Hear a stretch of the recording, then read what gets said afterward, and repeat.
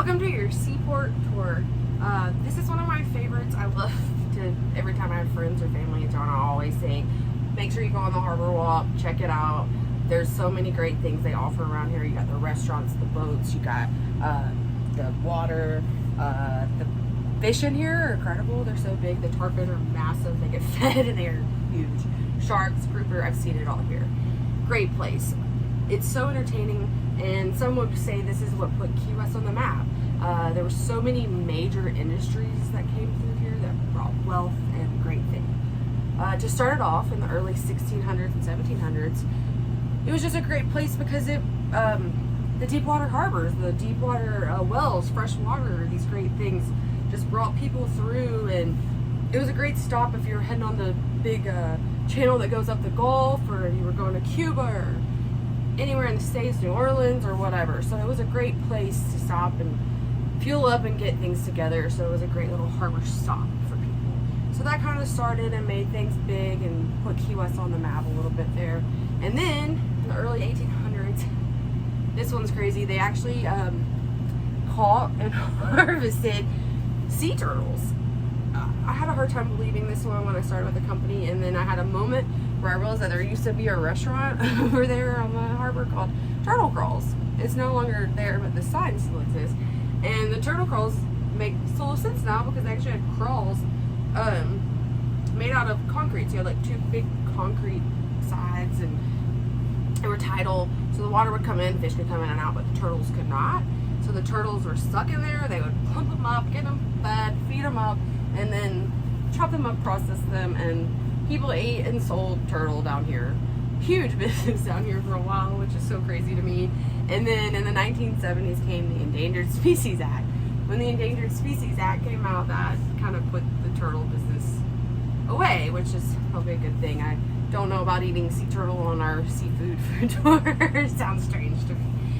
So the sea turtles were big, and then also in the 1800s was the sponges. The sponges were a big deal as well.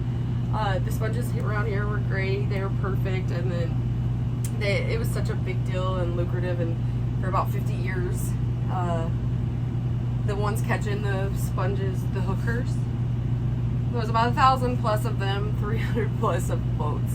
The hookers had long poles with a hook on it, where they got their lovely name from. They would take their pole, shove it in the water, hook the sponge, and bring it back into the boat. So that was really big. And then some lovely people from Greek decided that they were going to immigrate over here. And when they got here, they decided to try it a different way with the big helmets and the big lead boots and those crazy suits you see that look crazy from them back in the day of how they would scuba dive. So they came down and started collecting them that way, which I don't think quite. This fishermen were like, I don't know, you got lead boots on sponges, something about that doesn't make sense. But they were doing it, and then next thing you know, that industry wasn't doing too well because the sponges were overfished, they were getting stepped on by lead, and then a terrible fungus took over, kind of ruined the sponge business down here, the fishing or the hooking business. And so now most of your sponges come from the Tarpon Springs area. And then came the lovely shrimping industry. Shrimping is huge, was definitely super huge for a period of time when they found out about the Tortuga pink shrimp. 1949 or so is really when it started becoming big, and they crushed it. They were out, the shrimp boats were coming from everywhere. They heard that you could catch these pinks in hundreds of feet of water instead of thousands of feet of water like their competition, the Royal Red Shrimp. And so these, what we call Key West pinks, were so much easier to catch. So here came all the boats. If you've seen a picture 50 years ago of this harbor, it would all be shrimp boats. So that was great until about the 1980s. And then overseas competition started competing, and diesel and things started going crazy. So the shrimping industry definitely died. It had its peak and it died, but it's still around today. Today you'll find most of our shrimp boats are parked up in Stock Island.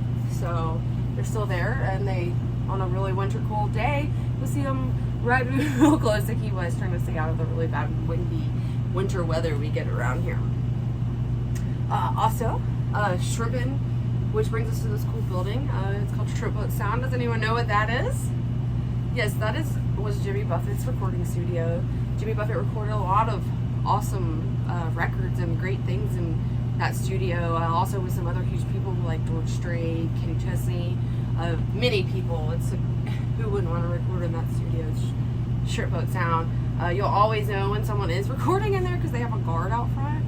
So that's definitely a telltale sign. I have friends, musicians down here, and all they want is to record in that studio. It is not cheap. Also, if you've never been to the Schooner Wharf Bar, super huge staple down here.